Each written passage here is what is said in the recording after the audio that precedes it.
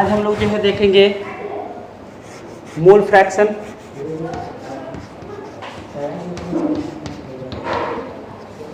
इसके बाद मोलैरिटी,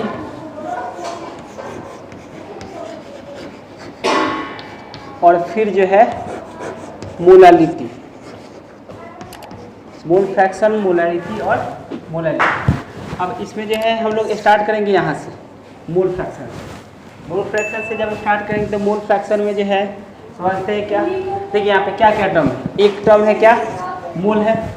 एक टर्म हम लोग का मोल है और दूसरा टर्म क्या है, फ्रैक्शन। जब हम लोग मोल का बात करते हैं, मोल मतलब number of mole. Number of mole का मतलब क्या होता है, given mass by molar mass.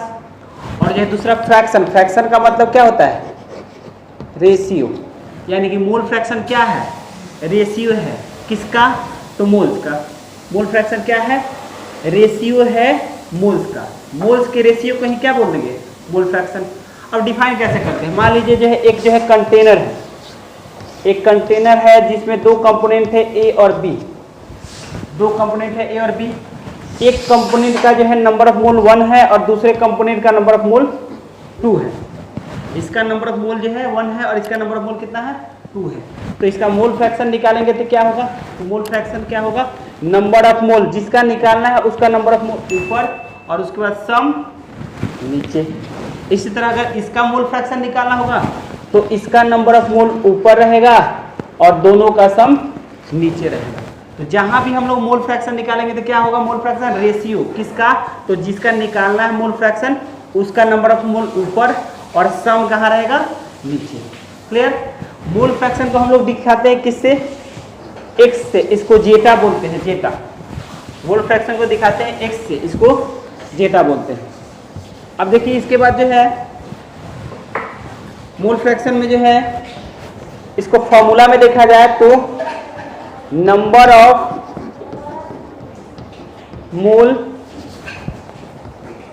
Of a given component, number of mole of a given component by total number of moles of all component। ये क्या है, रेशियो है किसका, जो कंपोनेंट का मोल फ्रैक्शन निकाला है उसका मोल ऊपर और बाकी का सम नीचे। जैसे मान लीजिए एक सॉल्यूशन में दो कंपोनेंट है। सॉल्यूशन के अंदर जो है दो कंपोनेंट है, एक ए है और दूसरा क्या है, बी है। तो ए का अगर मोल फ्रैक्शन निकालना हो तो उसका मोल फ्रैक्शन क्या होगा, तो ए का नंबर ऑफ मोल ऊपर और दोनों का नंबर ऑफ मोल का सम नीचे। इसी तरीके से अगर हम लोग को जो है बी का मोल फ्रैक्शन निकालना है तो बी का मोल फ्रैक्शन निकालना है तो क्या करेंगे, बी का नंबर ऑफ मोल ऊपर और नंबर ऑफ मोल का सम जो है नीचे। ये हम लोग का मोल फ्रैक्शन हुआ। अच्छा, इस दोनों को ऐड कीजिए तो दोनों मोल फ्रैक्शन को ऐड करें। इसको और इसको जब हम लोग ऐड करेंगे तो पता चला कि x a plus x b क्या आ जाएगा, 1। रीजन क्या है, n a plus n b जो है एलसीएम हो जाएगा और ऊपर भी n a plus n b हो जाएगा, कट जाएगा तो वैल्यू कितना आ जाएगा, 1। तो जब भी एक सॉल्यूशन के अंदर जो है एक से ज़्यादा कंपोनेंट हो तो उनके मोल फ्रैक्शन का सम हमेशा कितना होने वाला है, 1। और दो कंपोनेंट हो तो दोनों के मोल फ्रैक्शन का सम कितना होगा, 1। किसी एक का अगर गिवन हो तो दूसरे का जो है 1 में से सबट्रैक्ट कर देंगे। अगर एक का 0.2 है तो दूसरे का क्या होगा, 1 माइनस 0.2 यानी कि 0.8। क्लियर। तो मोल फ्रैक्शन जब भी निकालना है तो क्या करना है, एक का बस मोल फ्रैक्शन निकाल दीजिए और दूसरे का निकालना है तो 1 में से सबट्रैक्ट कर दीजिए। क्लियर है मोल फ्रैक्शन। अब इस पे बेस्ड हम लोग क्या करेंगे, क्वेश्चन करेंगे। इसमें देखिए क्वेश्चन किस टाइप का पूछा जाता है। जैसे सबसे पहला टाइप का क्वेश्चन क्या पूछा जा सकता है मोल फ्रैक्शन में, वो है क्वेश्चन ये दिया जा सकता है, फाइंड द, ऐसे find the mole fraction, find the mole fraction of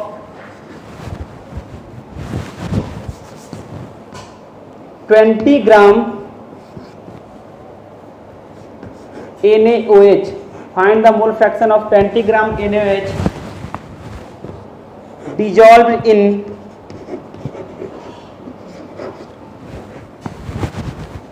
54 gram water.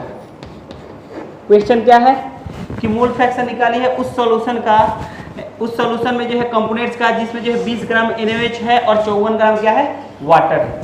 अब यहाँ से क्या करेंगे, यहाँ पे जो है नंबर ऑफ मोल पहले निकाल लेंगे। जैसे पहला क्या है कंपोनेंट NaOH, तो number of mole of NaOH निकाल लेते हैं। नंबर ऑफ मोल क्या होता है, given mass by molar mass. तो गिवन मास कितना है NaOH का 20 और मोलर मास कितना होगा, तो इसका 23 प्लस 16 अब प्लस 1 कितना हो जाएगा 40, तो मोलर मास कितना हो गया 40। तो नंबर ऑफ मोल इसका कितना निकल गया 0.5। ठीक है, इसी तरह नंबर ऑफ मोल हम लोग जो है निकालेंगे किसका, वाटर का।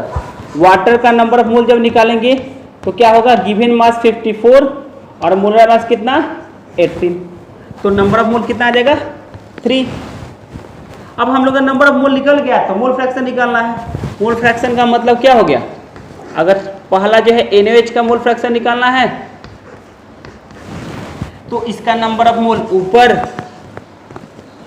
और सम कहाँ होगा नीचे, तो 0.5 बाई प्लस 3 कितना हो जाएगा 3.5, यानी कि आंसर कितना हो जाएगा 1/7। क्लियर। इसी तरीके से number of mole of H2O निकालना है, तो H2O का नंबर ऑफ मोल ऊपर और सम नीचे। क्लियर। तो नंबर जब भी मोल फ्रैक्शन निकालना है तो क्या करेंगे हम लोग, मोल फ्रैक्शन निकालने के लिए हम लोग जिसका निकालना है मोल फ्रैक्शन उसका नंबर ऑफ मोल ऊपर और सम कहाँ रहेगा नीचे। क्लियर है तो ठीक है। अब इसके बाद जो है दूसरे टाइप का क्वेश्चन इसमें कैसे पूछा जा सकता है, जैसे क्वेश्चन इसमें ये पूछा जा सकता है कि find the mole fraction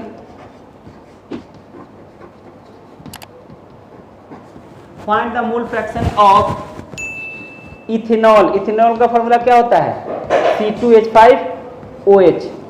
find the mole fraction of ethanol present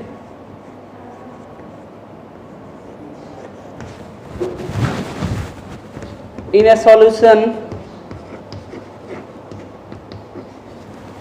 which contain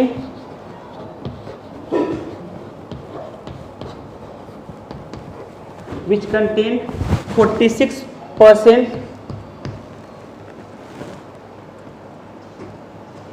of its mass। देखिए परसेंटेज में मास कितना दिया हुआ है हम लोग का 46%, और हम लोग को मोल फ्रैक्शन निकालना है। तो करना क्या है, मोल फ्रैक्शन निकालना है तो करना क्या है हम लोग को, सबसे पहले देखिए हम लोग मास परसेंटेज पढ़े, तो मास परसेंट में क्या क्या टर्म सामने आया था। पहले तो क्या कर सकते हैं, मास ऑफ सॉल्यूट निकाल सकते हैं, दूसरा मास ऑफ सॉल्वेंट और तीसरा मास ऑफ सॉल्यूशन। तो यहाँ भी वही करेंगे। यहाँ पे हम लोग का मास परसेंटेज कितना दिया है, मास परसेंट हम लोग का दिया 46%।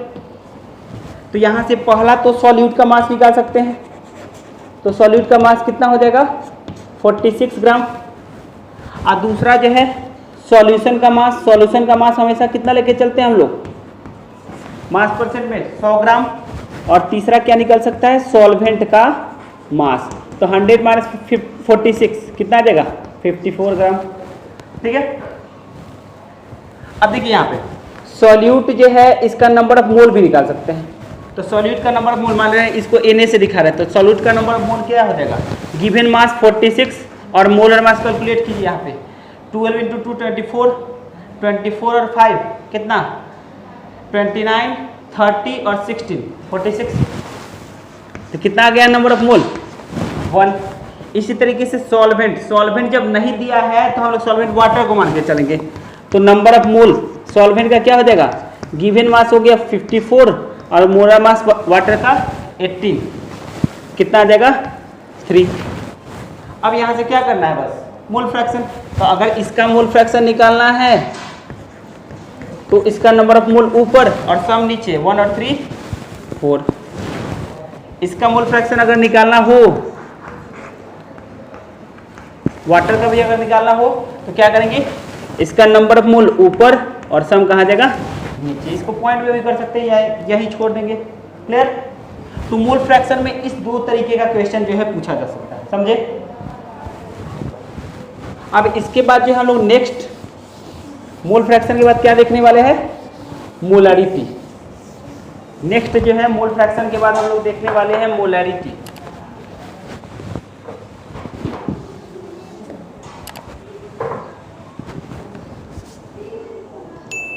Molarity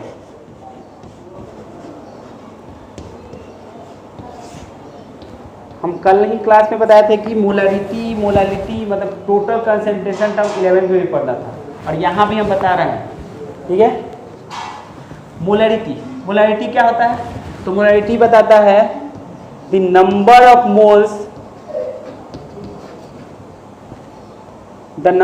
moles of solute in 1 litre solution. 1 litre solution में सॉल्यूट का नंबर ऑफ मोल्स कितना है वो क्या कहलाएगा हम लोग का, मोलैरिटी। और मोलैरिटी को हम लोग दिखाते हैं कैपिटल M से, ठीक है। दूसरा हम लोग का है इसी तरीके का एक मोलालिटी। तो मोलालिटी क्या है, ये भी वैसे ही बोलेगा द नंबर ऑफ मोल्स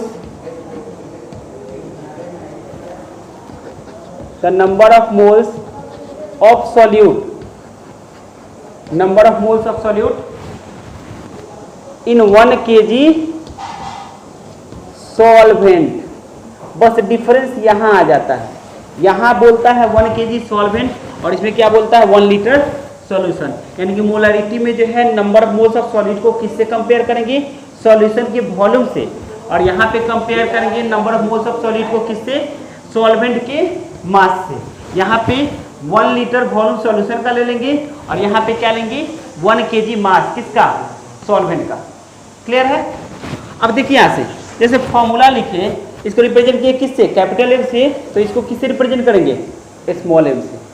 इसका कोई पूछे कि SI यूनिट क्या होगा, तो क्या है definition, number of moles with respect to 1 litre solution.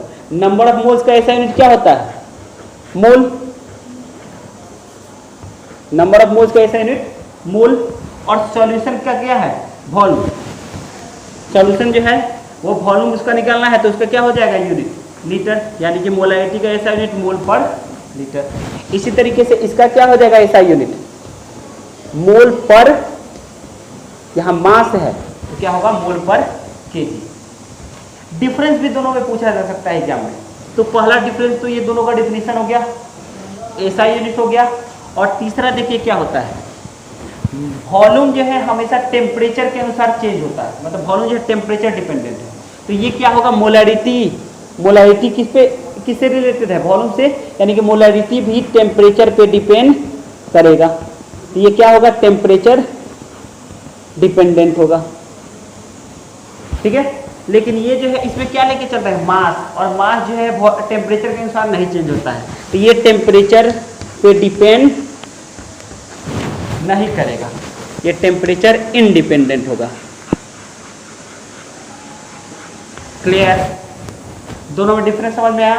Point क्या क्या है, number of moles of solute with respect to 1 litre solution, यहाँ number of moles of solute with respect to mass of 1 kg solvent.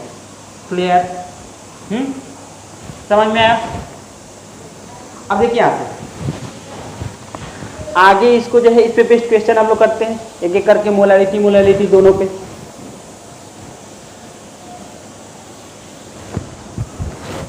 इसमें जो सबसे पहला question देखते हैं मोलैरिटी, पहले इसको लेके चलते हैं मोलैरिटी। क्वेश्चन है find the molarity of solution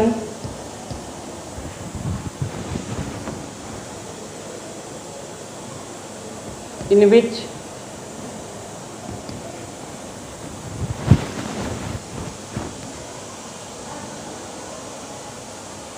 36.5 gram HCl is dissolved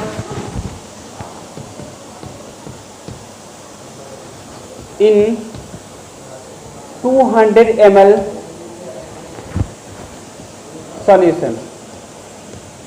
यहाँ पे क्वेश्चन में क्या दिया हुआ हम लोग का, मोलरिटी निकालना है और जो है क्या दिया है, मास किसका, सॉल्यूट का, और सॉल्यूशन का क्या दिया है, वॉल्यूम। वॉल्यूम जो है सॉल्यूशन का मोलरिटी में किस में लेके चलते हैं, लीटर में, ये ध्यान में रखेंगे, ठीक है। अब देखिए फॉर्मूला के अनुसार, फॉर्मूला कहता है मोलरिटी बराबर number of moles of solute by volume of solution, और वो भी किस में, लीटर में, ठीक है। तो देखिए मोलरिटी के अनुसार यहाँ पे पहला क्या निकाला है, नंबर ऑफ मोल्स। तो number of moles given mass, number of moles क्या होता है, given mass by molar mass. तो गिवन मास कितना हुआ 36.5, इसका मोलर मास कैलकुलेट कीजिए, तो इसका 1 होता है, क्लोरीन का 35.5, ठीक है। तो कितना हो जाएगा 36.5।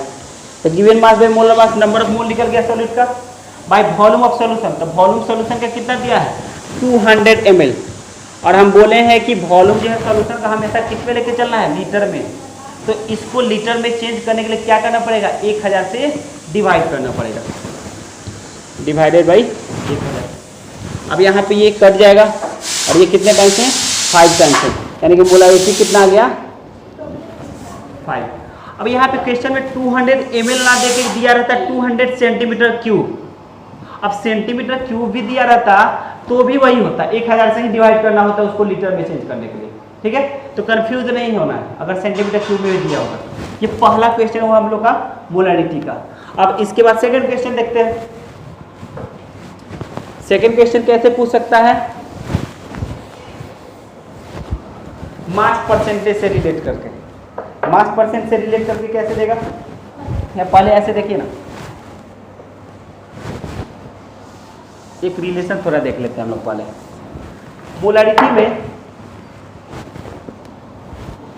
मोलरिटी में कभी कभी क्या होता है कि मान लेते हैं एक सॉल्यूशन है जिसका मोलरिटी m1 है और उस सॉल्यूशन का वॉल्यूम कितना है v1। इसमें जो है v2 वॉल्यूम वाला दूसरा सॉल्यूशन ऐड कर दिए। अब मिक्सचर जैसे ही ऐड किए तो मोलरिटी नया तैयार हुआ, तो इसका वैल्यू क्या होगा, क्या बोले हैं, m1 मोलरिटी वाला एक सॉल्यूशन लिए जिसका वॉल्यूम कितना है v1, इसको डाइल्यूट किए v2 वॉल्यूम वाले दूसरे सॉल्यूशन से, तो नए वाले का मोलरिटी क्या है, ठीक है। या ऐसे समझिए, क्वेश्चन से ही समझते हैं। जैसे 30 ml of 0.5 m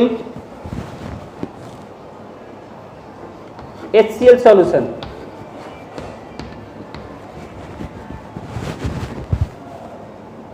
is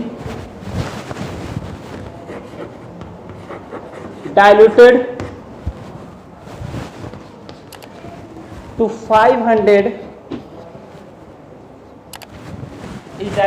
500 ml of water। तो बोल दे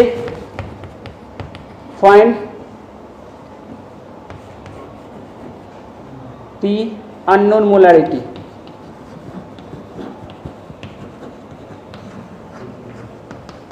ये पूछ दें तो क्या करेंगे हम लोग, इस टाइप के क्वेश्चन में m1 v1 बराबर m2 v2 अप्लाई कर देंगे, m1 v1 बराबर m2 v2। अब यहाँ से देखिए m1 मोलरिटी पहला कितना है 0.5, v1 वॉल्यूम कितना है 30। आप बोले हैं हमेशा वॉल्यूम को किस में लेके चलेंगे, लीटर में, तो इसको 1000 से भाग दे देंगे। इसी तरह m2 हम लोग को निकालना है, v2 कितना दिया है, वॉल्यूम टू 500 ml, इसको लीटर में चेंज करेंगे तो 1000 से डिवाइड करेंगे, ये तो ऐसे ही कट जाएगा। दूसरा जो है हम लोग क्या करेंगे, इसको 300 लेके चलते हैं, ठीक है। अब यहाँ पे इसको सॉल्व करेंगे तो देखिए तो m2 का वैल्यू क्या आ जाएगा हम लोग का, m2 बराबर 300 into 0.5 divided by 500, double zero से डबल जीरो कैंसिल, 3 इंटू 5 1.5/5 कितना आ जाएगा 0.3, यानी कि नया जो है मतलब जो अननोन है मोलारिटी उसका वैल्यू कितना आ जाएगा 0.3। तो जब भी जो है इस टाइप का दे, एक मोलारिटी और 2 वॉल्यूम दिया रहे क्वेश्चन में, न्यूमेरिकल टाइप का दिया है, एक मोलारिटी और 2 वॉल्यूम दिया है, तो समझिए कि वहाँ पे दूसरा मोलारिटी निकालना है। ठीक है, क्लियर। इसको ऐसे भी घुमा के पूछ सकता है।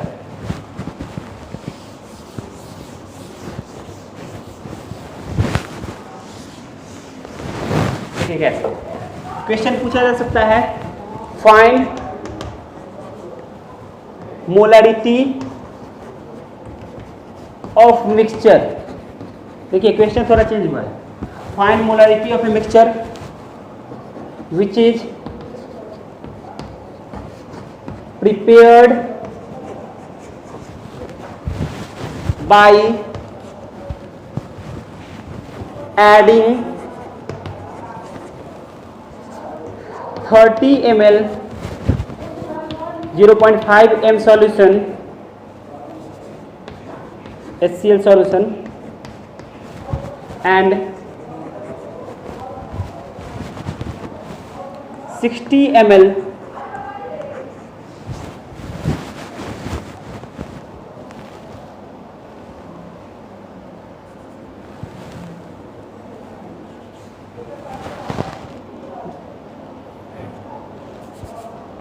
0.5 m या 1 m लिखिए, 1 m H2SO4 सॉल्यूशन। अब देखिए क्वेश्चन क्या है, मिक्सचर का हम लोग को मोलारिटी निकालना है और क्वेश्चन में क्या डाटा दिया हुआ है, एक सॉल्यूशन है जिसका मोलारिटी 0.5 m है और उसका वॉल्यूम इतना है, दूसरा सॉल्यूशन है जिसका वॉल्यूम इतना है और मोलारिटी इतना है। दोनों को आपस में क्या कर दिए, मिक्स कर दिए। जब दोनों को आपस में मिक्स कर दिए तो नया सॉल्यूशन जो तैयार हुआ तो उसका मोलारिटी क्या होगा। ठीक है, तो देखिए नया सॉल्यूशन जब इस टाइप का क्वेश्चन है तो मोलारिटी मिक्सचर का निकालना हो तो क्या करते हैं, फॉर्मूला क्या अप्लाई करते हैं हम लोग, डेरिवेशन नहीं पढ़ना है, बस हम लोग को फॉर्मूला अप्लाई करना है। मोलारिटी मिक्सचर का क्या हो जाएगा, m1v1 plus m2v2 by m1 plus v1 plus, ये फॉर्मूला अप्लाई करना है। ठीक है, देखिए कैसे, m1v1 मोलारिटी 1 कितना है 0.5, वॉल्यूम कितना दिया है 30, इसी तरह m2v2 तो 60 इंटू 1, 60 इंटू 1। ठीक है, अब आई v1 plus v2, volume 1 volume 2 कितना है 30 और 60 कितना हो जाएगा 90।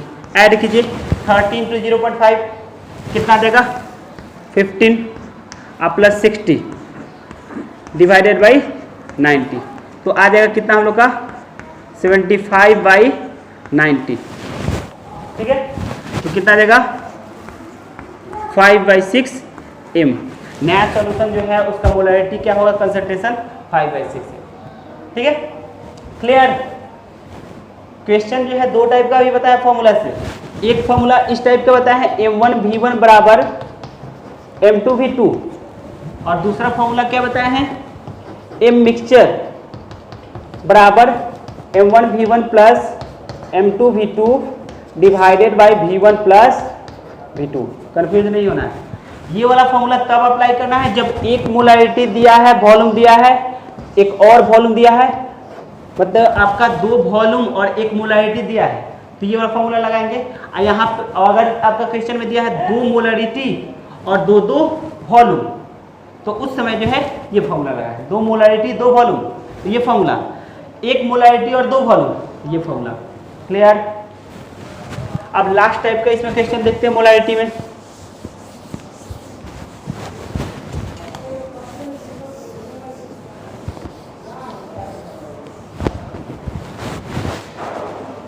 क्वेश्चन है find the molarity of solution,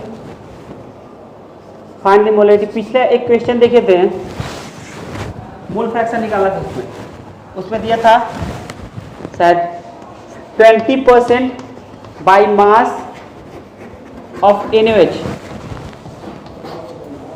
ठीक है, ये दिया 20% बाई मास ऑफ NaOH दे दिया इज प्रेजेंट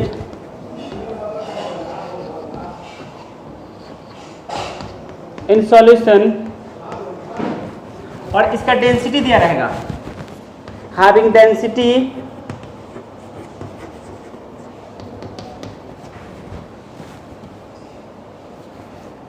2 ग्राम पर ml, ये मान के चलते हैं। मतलब इस बार देखिए क्वेश्चन थोड़ा चेंज हुआ, क्या क्या दिया है, मास परसेंटेज, और दूसरा क्या दिया हम लोग का डेंसिटी। तो हम लोग पीछे स्टार्टिंग में ही पहले क्लास में ही देखेंगे डेंसिटी बराबर क्या होता है हम लोग का, डेंसिटी बराबर होता है मास बाई वॉल्यूम। ठीक है, अब देखिए यहाँ से मोलैरिटी का फॉर्मूला अगर लिखा जाए तो फॉर्मूला क्या कहता है, number of mole of solute by volume of solution, और वो भी किसमें, लीटर में। नंबर ऑफ मोल के लिए चाहिए given mass by molar mass, मतलब सॉल्यूट का मास, और वॉल्यूम किसका, सॉल्यूशन का। तो देखिए सबसे इस डाटा से क्या क्या फाइंड कर सकते हैं, 20% बाई मास दिया, तो मास परसेंट से हम लोग क्या क्या देखे थे, मास परसेंट हम लोग का दिया है कितना 20%। तो क्या क्या डाटा ले सकते हैं, एक तो सॉल्यूट का मास, दूसरा सॉल्वेंट का मास, और तीसरा जो है सॉल्यूशन का मास। 20% बाई मास है तो सॉल्यूट का मास 20 ग्राम, सॉल्वेंट का मास कितना हो जाएगा, सॉल्यूशन का तो 100 ग्राम लिख लेंगे डायरेक्ट, और सॉल्वेंट का 100 माइनस 20 80। अब यहाँ से देखिए हम लोग को निकालना है मोलैरिटी, तो मोलैरिटी का फॉर्मूला लिख देते हैं। नंबर ऑफ मोल किसका, सॉल्यूट का, तो सॉल्यूट का गिवन मास कितना है 20, अब मोलर मास कितना होता है NaOH का, तो ऐड कीजिएगा 23 और 16 39 और 1 40, तो कितना आ जाएगा 20/40। क्लियर, ये molar mass number of mole निकल गया। उसके बाद क्या, वॉल्यूम ऑफ सॉल्यूशन, तो वॉल्यूम के लिए क्या करेंगे, वॉल्यूम के लिए देखिए तो वॉल्यूम बराबर क्या लिख सकते हैं, यहाँ से वॉल्यूम बराबर क्या लिख सकते हैं, मास बाई डेंसिटी। ठीक है, तो यहाँ से मास बाई डेंसिटी, तो मास कितना दिया हुआ है सॉल्यूशन का 100, और डेंसिटी कितना दिया है जी 2।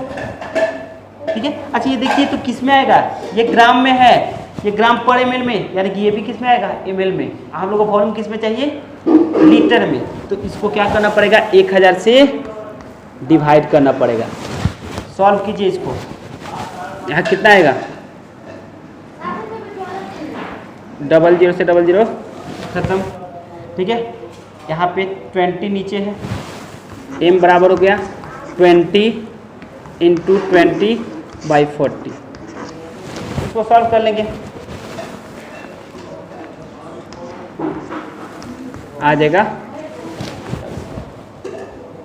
ठीक है, तो इस तरीके से जो है क्वेश्चन को दिया जा सकता है। यहाँ पे क्वेश्चन में ऐसा भी दिया जा सकता है, मोलैरिटी दे दे, क्वेश्चन में दे दे, आपका फॉर्मूला ये होता है ना, मोलैरिटी बराबर number of moles of solute by volume of solution in litre. तो क्वेश्चन में ऐसा हो सकता है कि मोलैरिटी दे दे, वॉल्यूम दे दे, अब मास पूछ दे, तो क्या करेंगे, मोलैरिटी और वॉल्यूम का वैल्यू रख देंगे तो नंबर ऑफ मोल निकल जाएगा, और नंबर ऑफ मोल के मदद से हम लोग क्या निकाल सकते हैं, given mass by molar mass करेंगे तो मास निकल जाएगा सॉल्यूट का। क्लियर, अब लास्ट कंसंट्रेशन टर्म हम लोग देखते हैं मोलैरिटी, इस पे एक दो क्वेश्चन कर लेते हैं।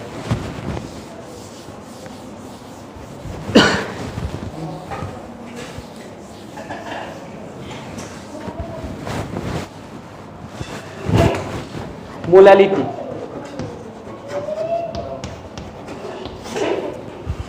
मोलैरिटी में जो है क्या समझे हैं, मोलैरिटी क्या है, number of moles of solute by mass of solvent था, मास किसका था, सॉल्वेंट का था, और वो भी किसमें, केजी में। ठीक है, तो इस फॉर्मूला का यूज कर लेंगे। जैसे क्वेश्चन दे दिया फाइंड मोलैरिटी, ये क्वेश्चन दे दिया, क्या डाटा दिया, तो क्वेश्चन में डाटा दिया 63 ग्राम HNO3 63 ग्राम HNO3 इसको डिजॉल्व किए हैं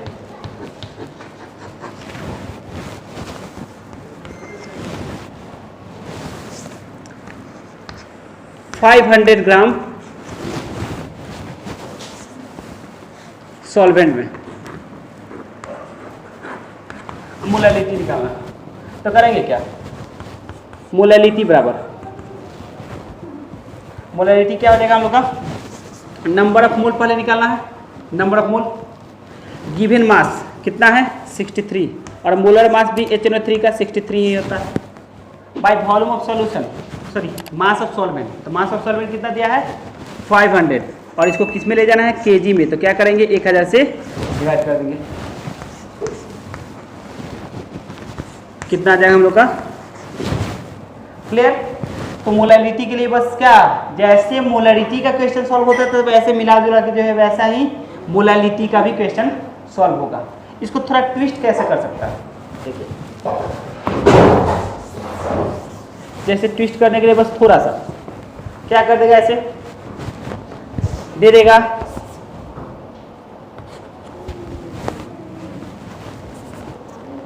find molality of solution in which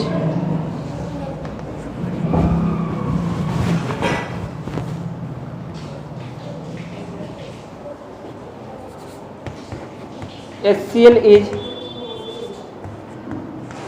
36.5% by mass,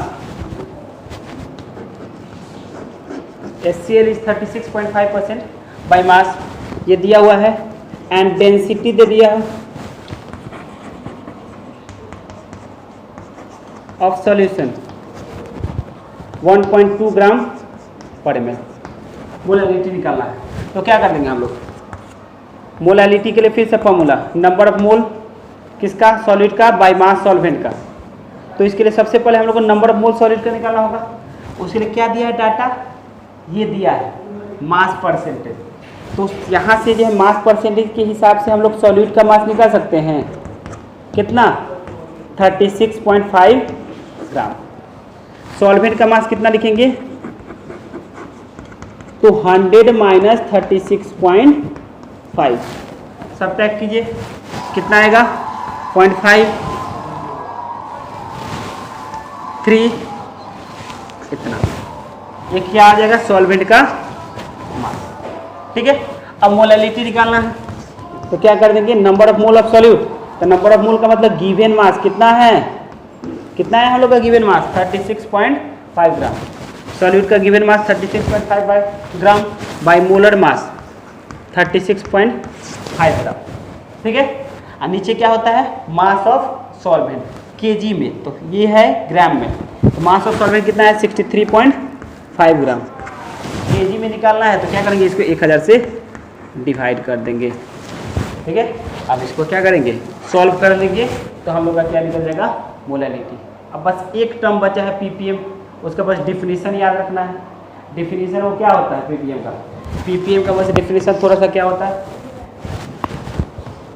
ppm जो है ये बताता है कि दिए गए कंपोनेंट का, ठीक है, दिए गए कंपोनेंट का टोटल पार्ट कितना है, दिए गए कंपोनेंट का पार्ट, ठीक है, और डिवाइडेड बाय टोटल कंपोनेंट कितने हैं उनका सारा पार्ट का सम।